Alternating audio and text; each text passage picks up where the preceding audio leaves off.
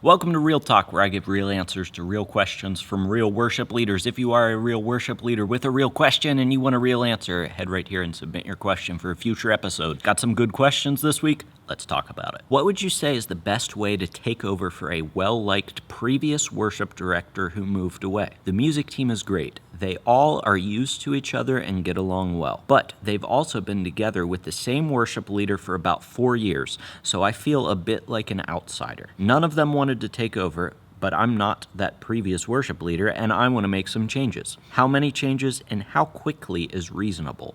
For example, dropping some songs, adding new ones, moving rehearsal days from Tuesday to Thursday, extending corporate prayer time during rehearsals, replacing the occasional song slot with a Bible reading, etc. Well, first of all, I think just the fact that you're asking the question is going to protect you from moving too fast, because we get in trouble when we aren't even self-aware enough, or aware maybe not even of ourselves, but church aware enough for us to ask that question in the first place. So I just want to applaud you for asking the question, because I think that it is a very valid question. As you step into a new ministry, one that's already established and is already going well, I think you can just praise God for that you aren't coming into a train wreck. It sounds like you're coming into something that people enjoy being a part of. You already have a healthy worship team. It sounds like the service at church on Sundays that you're going to be leading is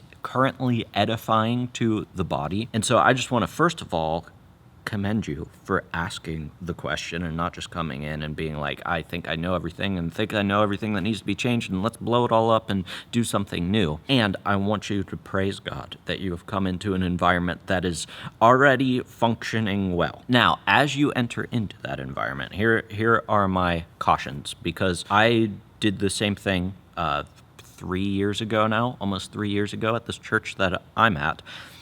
Now, things weren't quite as established as what it sounds like at your church. I mean, I was brought in because they didn't have a contemporary worship leader at the time. Now we just have one service, but at the time, there was a contemporary service where they were getting guest leaders every Sunday. And so I didn't come into something that was already established, so I could make some changes up front because I had to, because there was nothing established there essentially. But I still had to be cautious and careful to respect I'll call them traditions of the church that we enter into. This is true for your church too, but I don't mean that in a bad way. Like, I think sometimes we're tempted to think people at church are doing things the way that they've always done them just because that's the way that they've always done them. And in some cases that's true, but at one point, those decisions were made for a reason, hopefully, and it sounds like you're entering into a healthy church. So in a healthy church, the previous worship director made the decisions that they made for a specific reason. So I tell you that because that person served there for 4 years before you served there. They had 4 years of experience of seeing what worked best in the church. And so it doesn't really, from my perspective, make sense for a new worship leader to come in if there aren't any visible problems and be like, I'm just going to change things around just because I think that I know the better way, because you're serving in a specific context now. So we have to respect that context. And there might be like some biblical things that we want to do. Like, I can point to the Bible and say, you aren't doing this. And I think that it would be most edifying and beneficial for our church to now do this thing because it's more in line with the Bible. But when it comes to things of preference, the previous worship director had 4 years to think, I serve in this context now, what is best for them? So I tell you that because I just want you to think, okay, let me just, for a little while at least, trust the judgment of the previous worship leader, that maybe they had some idea of what was best for the church in a way that I don't have the full picture of yet. So as you enter in to this new position, take it slow. I think it probably takes a year at least to build the relational currency to start making any big changes where your worship team's going to follow along with you. Let's just talk about some of those examples that you wanted to do, and I'll tell you what I would do in these specific instances. You said, how many changes and how quickly is reasonable?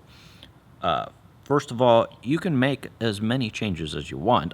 Just realize every time you make a change, you are spending relational currency or leadership currency. And the longer you wait to make a change, the longer you build relationships with the people in your church, the bigger of a change you can make and the more changes that you can make. Now, you still need to space those out, not spend all of your relational currency at once. And I know that that's like an arbitrary thing. And I'm not saying like we manipulate people where it's like, now I was here for a year and so I'm going to start making changes.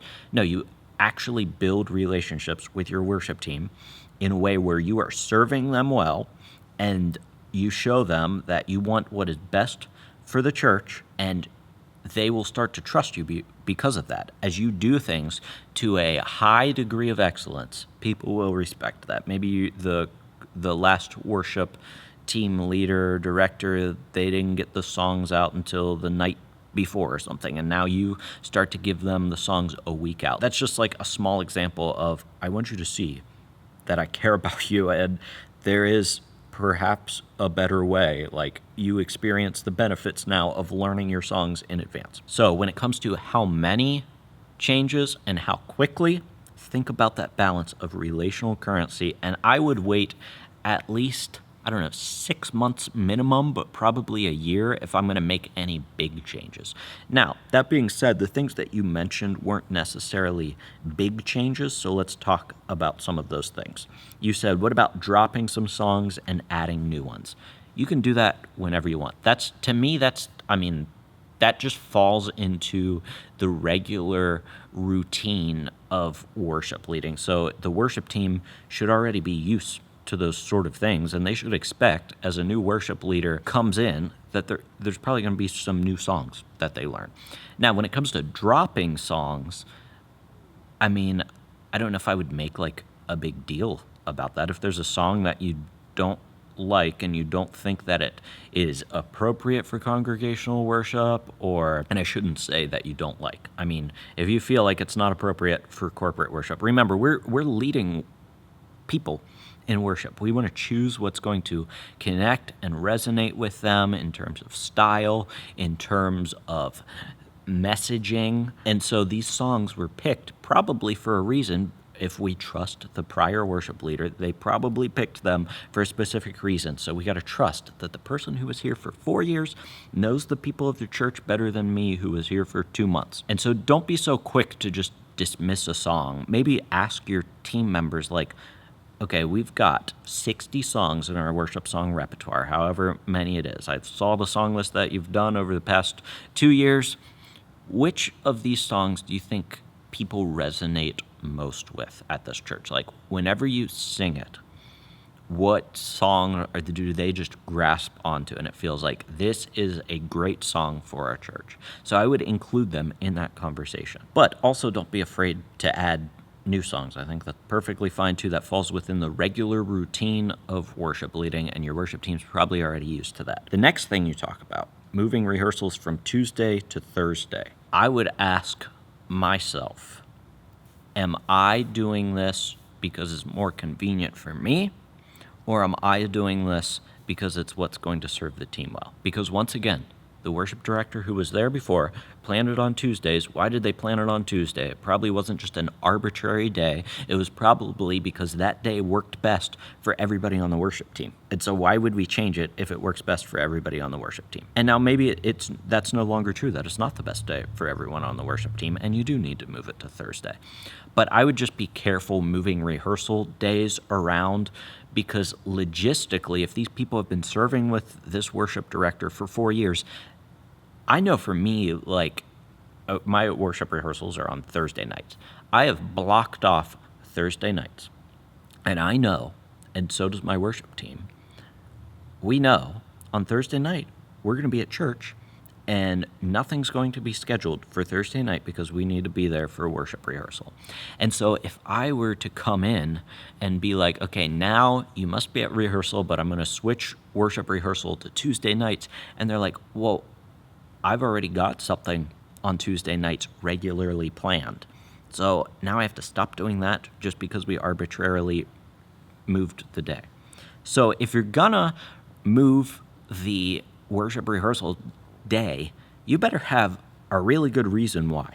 Because if these people are committed, and it sounds like they are, they've carved out this time in their schedule, and it sounds like they're committed, why would you slap them in the face and move the day? Those are just my thoughts. You better have a really good reason to change the day of worship rehearsal after they've been doing it for 4 years. The next thing is extending corporate prayer time during rehearsals. So I assume your team just shows up and gets ready, runs through the songs, maybe you pray a little bit at the end, quick prayer, and go home. Now, I do think that, especially this episode, I'm looking at on my phone, I have the date when it's coming out. It's coming out September 5th. And I say that because we're entering into a new season of ministry, or the ministry season is about to kick back up again as fall hits, as people get back into their regular routines.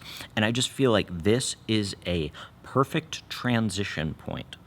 If we want to make a change like this, like you just talked about, extending prayer time at your rehearsals, if you want to make that change, now is the time to do it. And all you have to say is something like, hey guys, I think for this season, one of the things that I identified that I would really love for us to work on, and I think that it would be a huge benefit to our team, would be to just spend more time in focused prayer at our rehearsals. So for this season, we're really going to focus on that, and instead of just coming and running through the songs and going home, at the end of our rehearsal, before we leave, we're going to take 10, 15 minutes. We're going to walk around the worship space, pray for the people who will be sitting in those chairs on Sunday.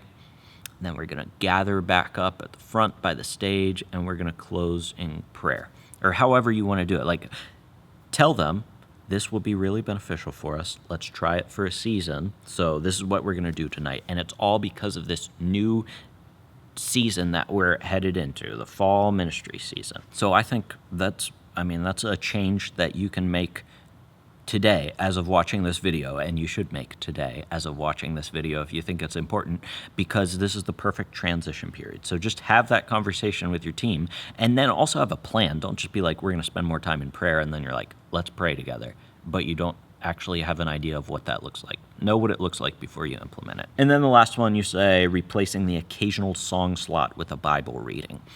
I don't know if you need to talk to your worship team about that as much as I would talk to my pastor about that. Like, my pastor and I at my church, I'm the director of worship at my church, by the way, too. So I have like a bit more say in how the service is structured than just say like a worship leader in a church who might just lead the singing portion. And it sounds like you have that as well.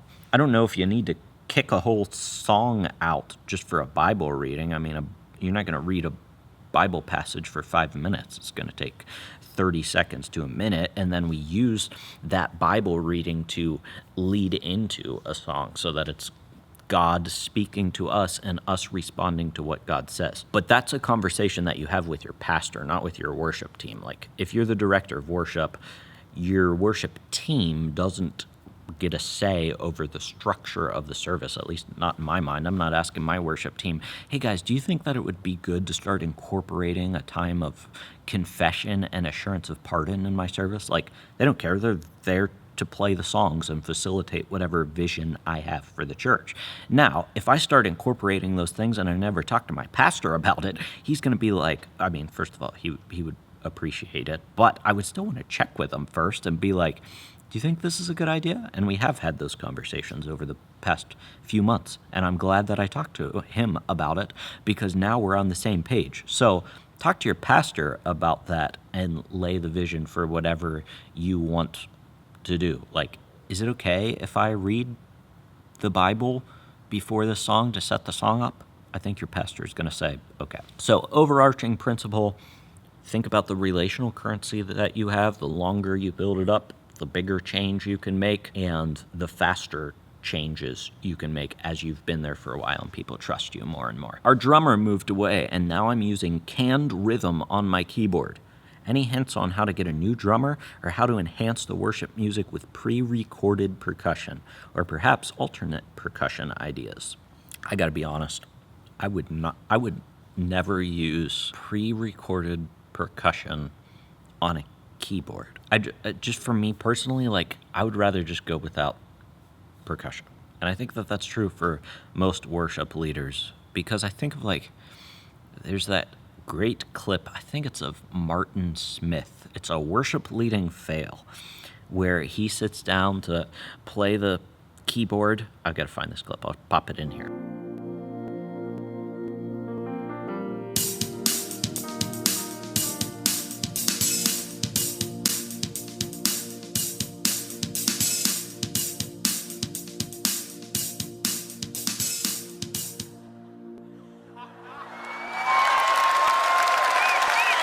I'm not even sure who uses that stuff, because it's generic, and I don't want in the back of my worship music, I don't want it to be hit the button and it's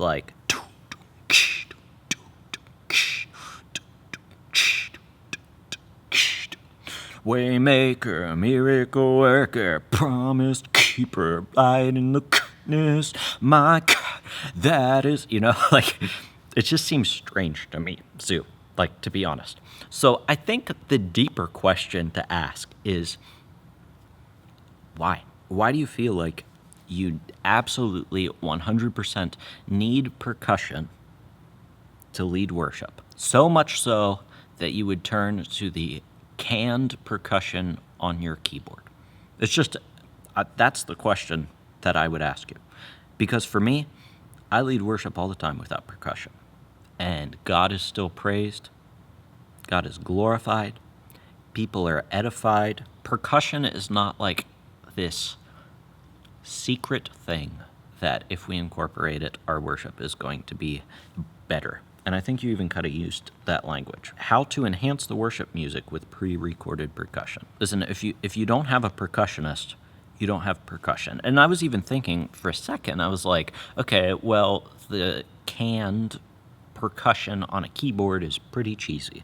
What if we use tracks instead? And I wouldn't even put percussion in tracks. I'm not going to take the drum tracks. If we play with click tracks, I'm not going to take the drum tracks and put those in, because that's just as cheesy. It's pre-recorded music, whether that's something from your keyboard, which I would honestly never use, or whether that's tracks, which a lot of people use. You don't put in pre-recorded stuff for instruments that would be incredibly obvious that you don't have on stage.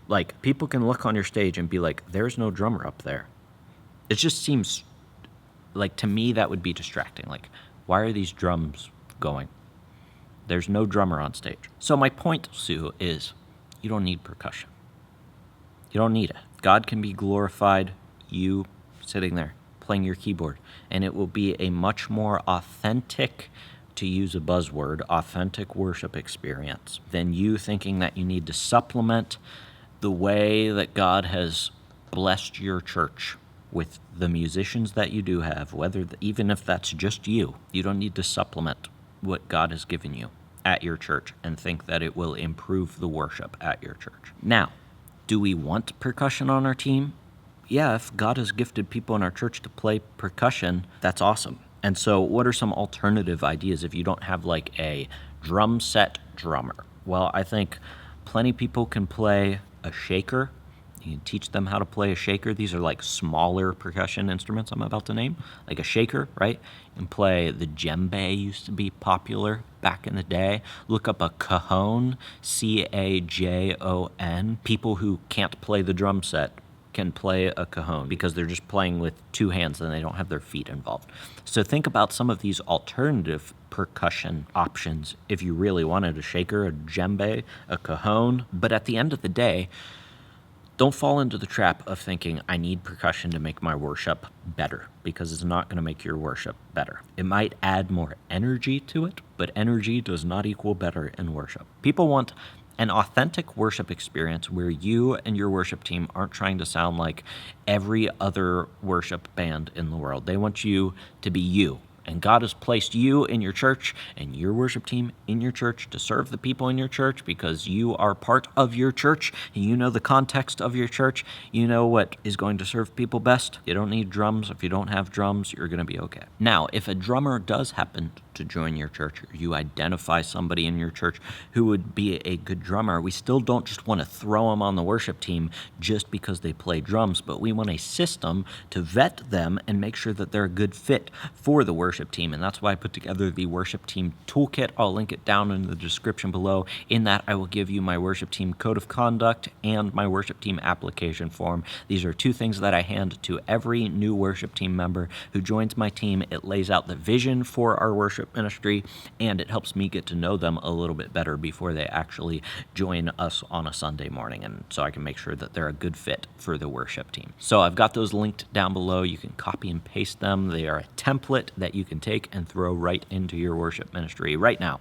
So check that out. Other than that, thanks so much for joining me. Till I see you in the next video, keep leading worship well.